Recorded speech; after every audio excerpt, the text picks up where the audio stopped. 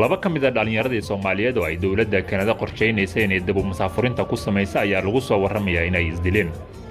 dhalinyaradan oo siyaabo kala duwan isku dilay ayaa waxay qayb ka yihiin boqolaal dhalinyaro Soomaaliyeed oo sida dawladda Kanada ay xaqiijisay dalkaasi ku galay sifo sharci darro ah iyagoo isticmaalaya baasaboorka Kenyaanka iyo qaar ka mid ah baasaboorada kale ee qaaradda Yurub.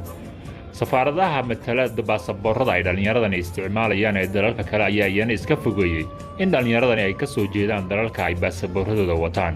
dhanka kale dawladda ayaa ku gacan sayrtay inay dib u dejin u samayso dhalinyaradan iyadoo taa beddelkeeda qaadatay go'aan inay tarxiil ku samayn doonto.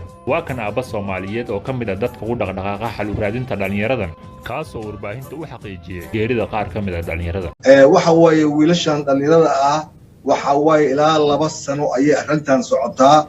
waxa waaye waxayna ku soo galeen inta badan baasaboorro Kenyaan ay ku soo galeen kuwa Yurub ka yimid oo isdhiibay marka adiga waa tarxiil sugayaal 2 sano waa socotaa tiradoodana waa boqolaal waaye ala ay xal dacwadoodii la galay marka waa la diiday. hadda 2 wiil ayaa isdishay midna wuxuu iska soo tuuray daar dheer ayuu iska soo tuuray midna drug overdose ayuu u dhintay.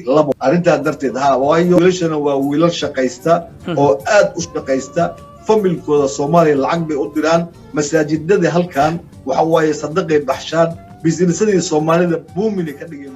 iyadoo dadaalka Soomaalida ee Kanada uusan yareyn arrintan ku aadan isla markaana ay rabaan inay dhawaan loo yaro arrintan ku xeel dheer u qabtaan ayaa dhanka kale waxaa lagu baaqay isu soo bax xoogan oo toddobaadka soo aadan maalinta Axadda la filayo inuu ka qabsoomo dhammaan magaalooyinka waaweyn ee Kanada kaasoo lagu xoojinayo arrintan xalkeeda sidoo kale tan dawladda looga dalbanayo in xal ka duwan midka masaafurinta ah ay dhalinyaradani u keento.